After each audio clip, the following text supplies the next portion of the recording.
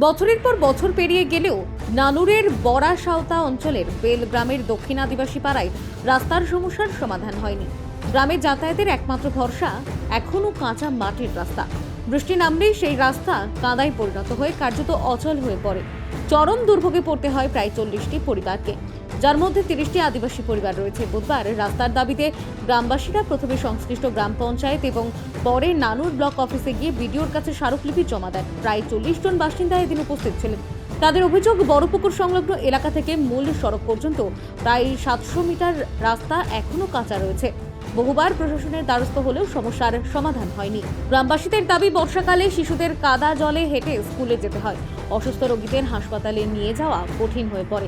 তাই দ্রুত পাকা রাস্তা নির্মাণের দাবি জানিয়েছেন তারা। এরদিন রাস্তা করে নেতাজিকে বলছি, তারা কোনো সময় আমাদের কথায় হ্যাঁ হবে করবো এই কথাই বলে গিয়েছে।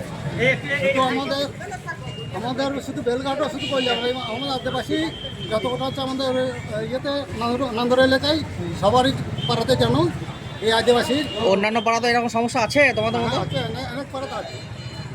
তোমাদের কতটা রাস্তা কাছে? আমাদের রাস্তা করিয়ে আছে, কি সমস্যা আপনাদের?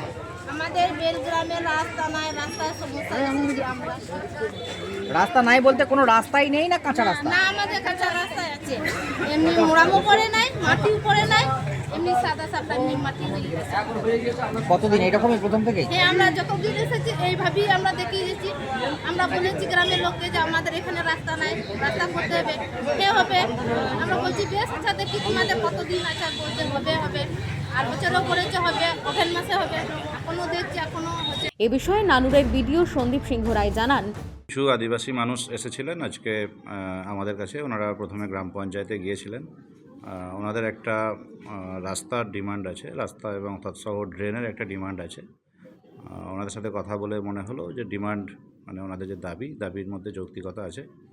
আমরা এটাকে এনকোয়ারি করে প্রপার অথরিটির কাছে এটা পাঠাবো এবং করবার 100% চেষ্টা করব। এখন দেখার প্রশাসনের আশ্বাস কবে বাস্তব রূপ পায়। বীরভূম থেকে অনুকূল গড়াইয়ের রিপোর্ট, বঙ্গ লেখনী।